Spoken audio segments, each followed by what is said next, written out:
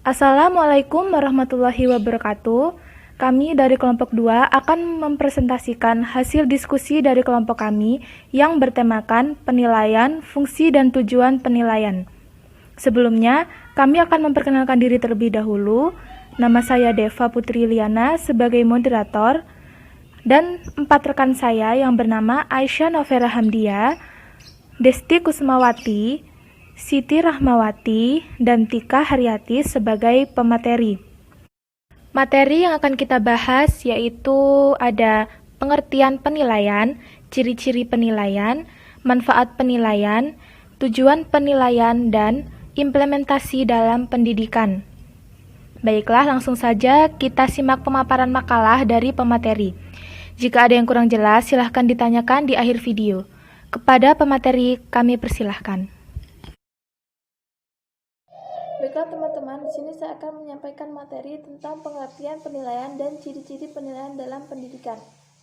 Pengertian penilaian menurut Suhman, Arikunto, dan Cepi 2010, evaluasi merupakan proses menentukan hasil yang telah dicapai beberapa kegiatan yang direncanakan untuk mendukung tercapainya tujuan.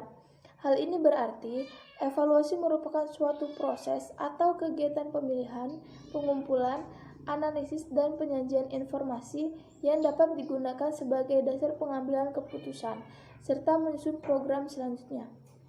Ciri-ciri penilaian dalam pendidikan. Ciri pertama, penilaian dilakukan secara tidak langsung. Ciri kedua, dari pendidikan, yaitu penggunaan ukuran kuantitatif.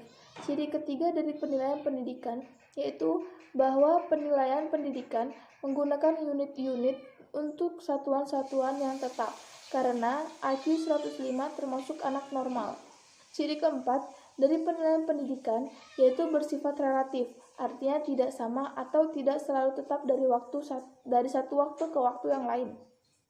Sekian materi dari saya, selanjutnya akan dilanjutkan oleh materi selanjutnya. Baiklah, di sini saya akan melanjutkan materi yang telah dijelaskan oleh rekan saya, yaitu mengenai manfaat dari penilaian. Manfaat dari penilaian sendiri itu terbagi menjadi 3, yaitu yang pertama untuk peserta didik, yang kedua untuk guru, dan yang ketiga untuk sekolah. Untuk peserta didik, dengan diadakannya penilaian, maka peserta didik dapat mengetahui sejauh mana telah berhasil mengikuti pelajaran yang diberikan. Untuk guru, yang pertama, dengan hasil penilaian yang diperoleh, guru akan dapat mengetahui peserta didik mana yang sudah berhak meneruskan pelajarannya karena sudah berhasil menguasai bahan, maupun mengetahui peserta didik yang belum berhasil menguasai bahan. Yang kedua, guru akan mengetahui apakah materi yang diajarkan sudah tepat bagi peserta didik, sehingga untuk memberikan pengajaran di waktu yang akan datang, tidak perlu diadakan perubahan.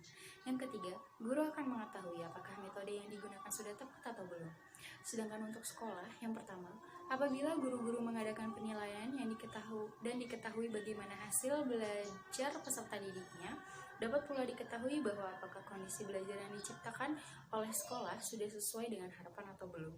Yang kedua, informasi dari guru tentang tepat tidaknya kurikulum untuk sekolah itu dapat merupakan bahan pertimbangan bagi perencanaan sekolah untuk masa-masa yang akan datang. Yang ketiga, informasi hasil penilaian yang diperoleh dari tahun ke tahun oleh sekolah sudah memenuhi standar atau belum. Terima kasih. Untuk materi selanjutnya akan dilanjutkan oleh rekan saya. Selanjutnya adalah fungsi penilaian. Dengan mengetahui makna penilaian ditinjau dari segi dalam sistem pendidikan, maka dengan cara lain dapat dikatakan bahwa fungsi penilaian ada 4 fungsi.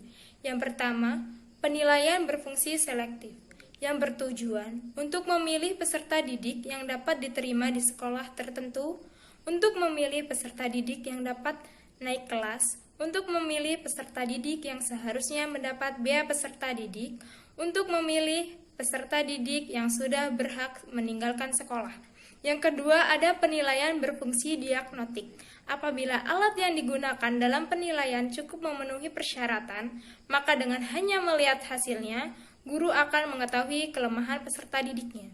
Yang ketiga, ada penilaian berfungsi sebagai penempatan, yaitu untuk dapat menentukan perbedaan kemampuan peserta didik dengan cara pengajaran secara kelompok.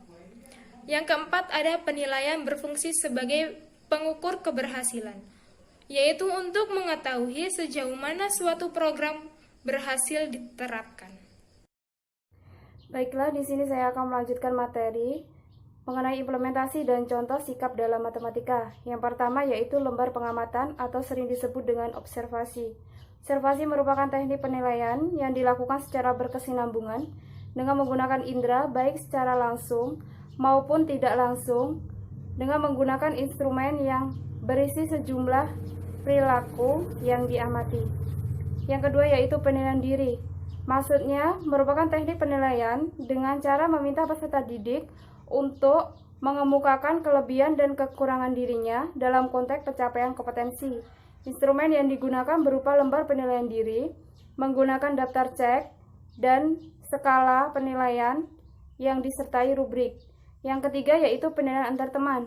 Maksudnya merupakan teknik penilaian dengan cara meminta peserta didik untuk saling menilai terkait dengan pencapaian kompetensi. Instrumen yang digunakan untuk penilaian antar teman adalah daftar cek dan skala penilaian dengan teknik sosiometri berbasis kelas. Bagi teman-teman, agar lebih paham dan mengerti tentang implementasi dan contoh sikap dalam matematika, bisa dilihat di PPT kami yang sudah di-upload di e-learning. Terima kasih.